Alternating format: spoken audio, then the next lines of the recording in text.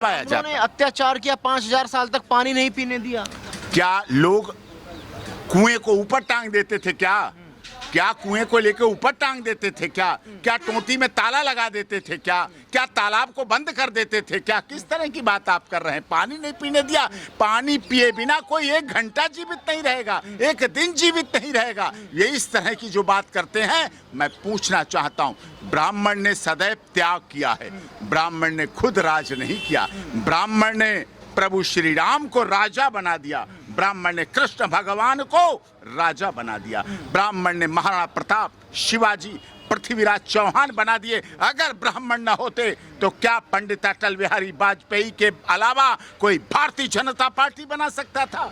अगर ब्राह्मण न होते तो डॉक्टर हेडगेवार ने आरएसएस, पूरी दुनिया का सबसे बड़ा संगठन बनाने वाला डॉक्टर हेडगेवार ब्राह्मण था। भारतीय जनता पार्टी की स्थापना करने वाला 200 से 200 और 400 सांसद बनवाने वाले सांसद पंडित अटल बिहारी वाजपेयी थे। चंद्रगुप्त को राजा बनाने वाले चाणक्य ब्राह्मण थे। डॉक्टर भीमराव अंबेडकर, बाबा साहब को अंबेडकर नाम देने वाला ब्राह्मण था। डॉक्टर भीमराव को पढ़ाने वाले बड़ौदा के, गुजरात के महाराजा थे, जिन्होंने पढ़ाया, लिखाया, पढ़ाया। क्या बताइए आप मुझे? आप पानी की बात करते हैं, आरोप क्यों लगता है कि ब्राह्मणों ने अत्याचार किया? आप पानी की बात करते हैं, अत्याचार की बात करते हैं। मुझे बताइए, जब पहले कानून मंत्री बने डॉक्टर भीमराव अंबेडकर बाबा साहब, क्या आरक्षण था उस समय? क्या जातिगत आरक्षण था? नहीं था, लेकिन उन्हें कानून मंत्री बनाया गया। अंबेडकर नाम एक ब्राह्मण देने वाला था। डॉक्टर भीमराव अंबेडकर को 2-2 बेटियां देने वाला उनके वैवाहिक जीवन के लिए ब्राह्मण था। ब्राह्मण बेटियां उनके जीवन में पारिवारिक सुख, वैवाहिक सुख और दाम्पत्य जीवन को सुखी करने के लिए और वंश चलाने के लिए आई। ये सारी दुनिया ने देखा है। महाराजा अग्रसेन को बनाने वाला ब्राह्मण। इस तरह से बातें की जाती हैं। ब्राह्मण को आप छोटा आंकते हैं?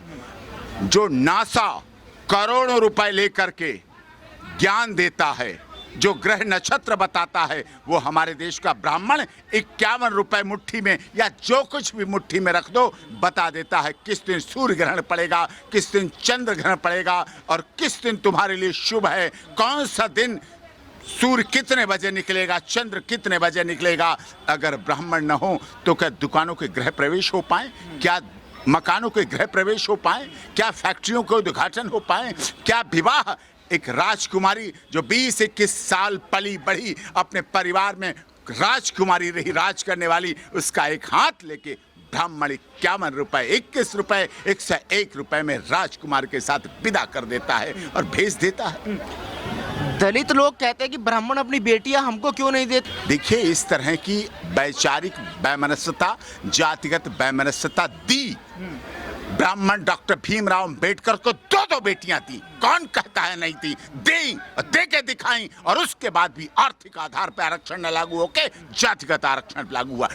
निकालिए आप रिकॉर्ड, देखिए आप। जो कहने वाले हैं उनसे पूछे, उससे पहले दे चुके हैं। कैसी बात करते हैं? इस तरह की ऐसी बातें करके हमारे समाज को, देश को लोग तोड़ना चाहते हैं, विघटित करना चाहते हैं, बर्बाद करना चाहते हैं और हमारी राष्ट्रीय एकता, अखंडता को भी विभत्स करना चाहते हैं। आपको क्या लगता है, क्या वाकई दलित समाज पर अत्याचार हुआ? कभी अत्याचार?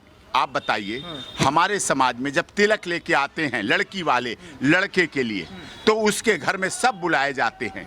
परिवार में उसके दामाद को, बहनोई को, मौसा को, ताऊ को, चाचा को बाद में नेक दिया जाता है। पहले नाई बुलाया जाता है, दलित समाज बुलाया जाता है, कहार बुलाया जाता है, चाची बुलाई जाती हैं, दाई बुलाई जाती हैं, स्वच्छता कर्मी बुलाए जाते हैं। उन सबको महंगे महंगे कपड़े दिए जाते हैं। फिर उसके बाद कोई रीति रिवाज, परंपरा प्रारंभ होती है। जब हमारे यहाँ बहू विदा होके आती है, सबसे पहले गेट पर रोकने वाली हमारी चाची और काकी होती है, जो झाड़ू लेके रोक देती है। किस माई के लाल में हिम्मत है कोई आई हुई राजकुमारी को, आई हुई दुल्हन को, उस राजकुमार को, दूल्हे को उसके ही घर में, उसकी ही ससुराल में अगर रोकने की दम होती है तो हमारे उस दलित समाज की होती है, जो गेट में झाड़ू लगा के जब तक उसकी इच्छा के अनुसार तोहफा, उसकी खुशी के अनुसार पैसे, उसकी उसकी खुशी के अनुसार कपड़े और उसकी खुशी जब तक नहीं आ जाती तब तक कोई प्रवेश नहीं करा सकता है। बहनोई साथ खड़ा होता है,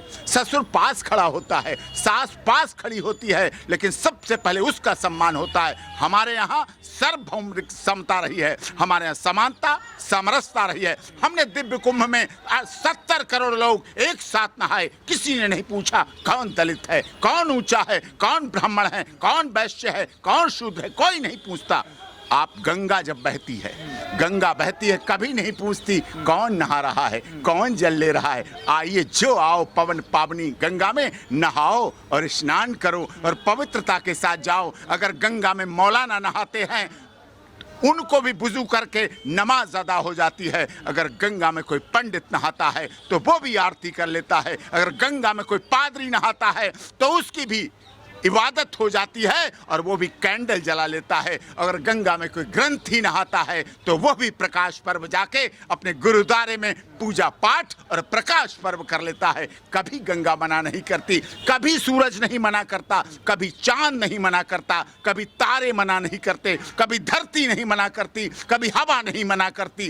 प्रकृति जब हमें भेदभाव नहीं करती, प्रकृति कभी कोई हमें छुआछूत नहीं मानती, प्रकृति हमें ऊंच नीच नहीं मानती। सूरज निकलता है केवल हिंदू के लिए नहीं, केवल मुस्लिम के लिए नहीं, केवल सिख के लिए नहीं, केवल ईसाई के लिए नहीं, केवल जैन के लिए नहीं, केवल पारसी के लिए। सूरज निकलता है सबके लिए निकलता है, चांद निकलता है सबके निकलता है। कोई चांद से करवा चौथ मना लेता है, कोई चांद को देखकर ईद मना लेता है। यही हमारा प्यार है, यही हमारा संसार है। लेकिन मनुवाद कहाँ से आया कि मनुवाद से आज़ादी, ब्राह्मणवाद से आज़ादी? इसका मतलब क्या है? ये लोग जातिगत राजनीति करते हैं। अगर ऐसी बात होती तो क्या भीमराव को बड़ोदरा के, गुजरात के महाराजा पढ़ने भेजते? आप बताइए, ऐसा नहीं है। क्या ऐसा होता तो हमारे यहाँ कुंभ तो अपार समय से चला आ रहा है। कुंभ आज नहीं शुरू हुआ है। कोई कहे मोदी जी ने कुंभ शुरू कर दिया, कोई कहे योगी जी ने कुंभ शुरू कर दिया। नहीं, कुंभ अनादिकाल से चला आ रहा है। वो भी नहीं थे। और हर व्यक्ति चाहता है सनातन धर्म का कि उसकी अंतिम यात्रा, चाहे उसकी मृत्यु मुंबई में हो, चाहे अजीत पवार की मृत्यु हेलीकॉप्टर क्रैश होने में हो, लेकिन उनकी अस्थियां, चाहे बड़े बड़े संत हों, चाहे बड़े बड़े महामंडलेश्वर हों, चाहे प्रधानमंत्री हों, चाहे नरसिम्हा राव रहे हों, चाहे पंडित जवाहरलाल नेहरू रहे हों, चाहे इंदिरा गांधी रही हों, चाहे राजीव गांधी रहे हों, चाहे चंद्रशेखर जी रहे हों, चाहे इंद्र कुमार गुजराल जी रहे हों, चाहे चौधरी चरण सिंह जी रहे हों, चाहे नरसिम्हा राव जी रहे हों, चाहे अटल बिहारी वाजपेयी रहे हों, सबने चाहा कि मेरी अस्थियां महासंगम दिव्य कुंभ के उस संगम में प्रवाहित की जाएं, जिससे मेरा इस लोक से लेकर उस लोक पवित्र हो जाए। ये हमारी आस्था है, ये हमारी श्रद्धा है, ये हमारी भावना है। इसे कोई जाति में, क्षेत्र में, भाषा में, संप्रदाय में नहीं जोड़ सकता। इस देश की आज़ादी के लिए नेताजी सुभाष चंद्र बोस, चंद्रशेखर आज़ाद, राम प्रसाद बिस्मिल, अशफाक उल्लाह खां ने धर्म देखकर, जाति देखकर लड़ाई नहीं लड़ी थी। उन्होंने अंग्रेजों के खिलाफ इस देश को आजादी दिलाने के लिए लड़ाई लड़ी थी। वो तो कह रहे फिर यूजीसी का विरोध क्यों कर रहे हैं? आ जाने दीजिए यूजीसी, इसीलिए तो अत्याचार पहले से होता रहा है। यूजीसी आ जाएगा तो वो कह रहे हैं फिर अत्याचार रुक जाएगा। देखिए, हमारे यहाँ समानता चल रही है, समरसता बहुत तेजी से बढ़ रही है। हमारा प्यार, हमारा भाईचारा, हमारा आपसी दुलार बहुत तेजी से चल रहा है। पूरी दुनिया को पता है कि SC/ST एट्रोसिटीज एक्ट का मिसयूज होता है, दुरुपयोग होता है। दरभंगा में आपने देखा 210 लोगों पर FIR दर्ज कर दी गई। क्या था, क्या दोष था? एक 6 महीने के बच्चे पर FIR दर्ज कर दी गई। कितना दुखद है, कितना लज्जाजनक है, कितना शर्मनाक है।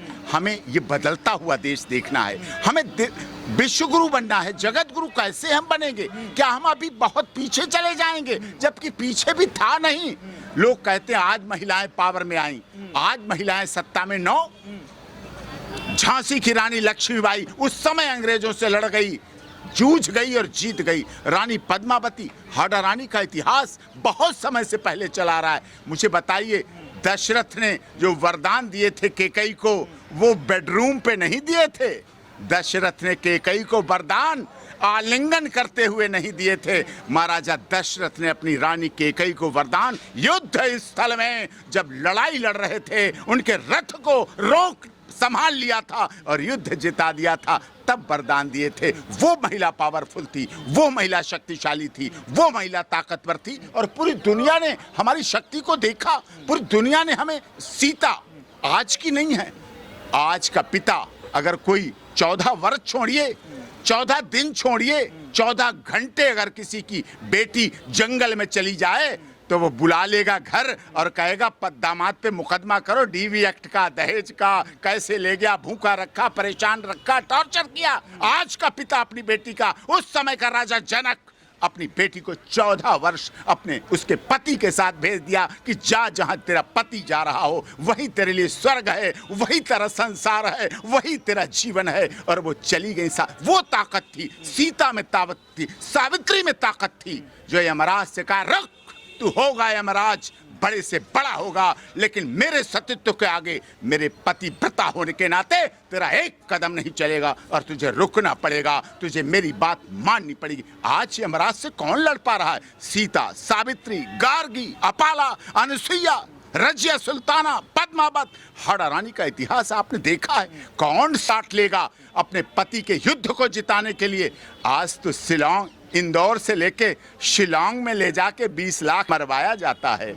कहाँ ताकत रह गई? आज तो लंदन से बुला के मेरठ में नीले ड्रम में डाल के बंद कर दिया जाता है, सीमेंट बदरपुर रोड़ी डाल के डाल दिया जाता है। कहाँ ताकत रहेगी? ताकत वो थी जो अपने पतिव्रता चरित्र के आधार पर जीतने की हिम्मत रखता हो, वो ताकत रखता है। वो ताकत थी, वो हिम्मत था, वो हौसला था। तो इसलिए कहना आज हम ताकतवर हो गए, ऐसा नहीं है। ग्रह नक्षत्र हमारे आज भी पहले से बता दिए जाते हैं, तो सच्चाई यह है, इसको माननी पड़ेगी। ब्राह्मणों को किया जा रहा है कि ब्राह्मण भारत छोड़ो, बनिया भारत छोड़ो। देखिए, ये बहुत ही गलत है और बहुत ही गलत भाव से किया गया। हमारा देश सबके साथ लेके चला। अब हम क्या आज़ादी के 78 साल बाद क्या हम अलग हॉस्टल बनाएंगे, अलग कैंटीन बनाएंगे, अलग क्लासरूम बनाएंगे, क्या अलग यूनिवर्सिटी बनाएंगे, क्या अलग डिग्री कॉलेज बनाएंगे, क्या अलग कॉरिडोर बनाएंगे? जब हमारे गवर्नर एक, महामहिम राष्ट्रपति एक, मुख्यमंत्री एक, यूनिवर्सिटी ग्रांट कमीशन एक, डिग्री कॉलेज एक, प्रोफेसर एक, लेक्चरर एक, सूरज एक, चांद एक, तारे एक, धरती एक, कैंटीन एक, पानी पीने की जगह एक, खेलने की जगह एक, कैफेटेरिया एक, मनोरंजन कक्ष एक, जब सब कुछ एक है तो किस लिए बंटवारा कर रहे हो? हमारे छात्रों में छात्र छात्राओं को बांटना, छात्र छात्राओं में विभाजन करना, छात्र छात्राओं में जातिगत हिंसा फैलाना, ये किसी तरह से भी ठीक नहीं है। आप लोगों ने देखा मंडल कमीशन 2 ने हमारे देश को बर्बाद करने का काम किया। जो लोग मंडल कमीशन 2 लाए उनका नामो निशान खत्म हो गया, कहीं उनकी गिनती नहीं हो रही। जो सबको लेके चलता है, हमारे देश की सरकार की भावना थी, यूनिवर्सिटी ग्रांट कमीशन ने उसको तोड़ा। हमारे देश के प्रधानमंत्री नरेंद्र मोदी जी ने कहा सबका साथ, सबका विकास, सबका विश्वास, सबके साथ न्याय। क्या यूनिवर्सिटी ग्रांट कमीशन के इस गैजेट में जो 13 जनवरी को आया, क्या इसमें सबका साथ था?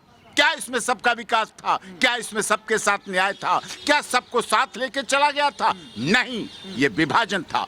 हमारे संविधान की आर्टिकल 14, 15, 16, 20, 21 का पूर्ण रूप से इसमें उल्लंघन किया गया, उल्लंघन दिखाया गया, दिख रहा है। इससे हमारे छात्रों में ब्रेन ड्रेन होगा।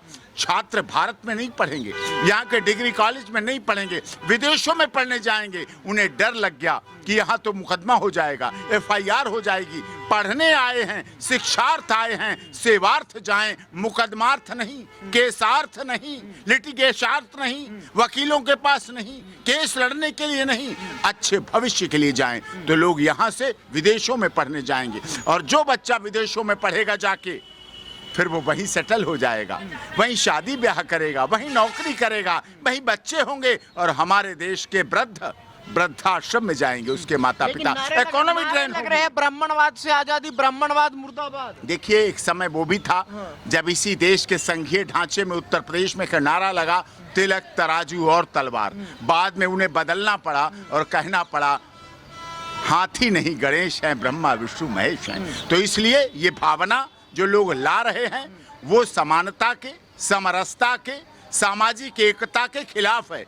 मैं पूछता हूं, जब हमारे प्रभु श्री राम सनातन धर्म के रक्षक 14 वर्ष के लिए वनवास पर गए थे, तो उन्होंने सबरी माता के जूठे बेर स्वाद चखने के लिए नहीं खाए थे।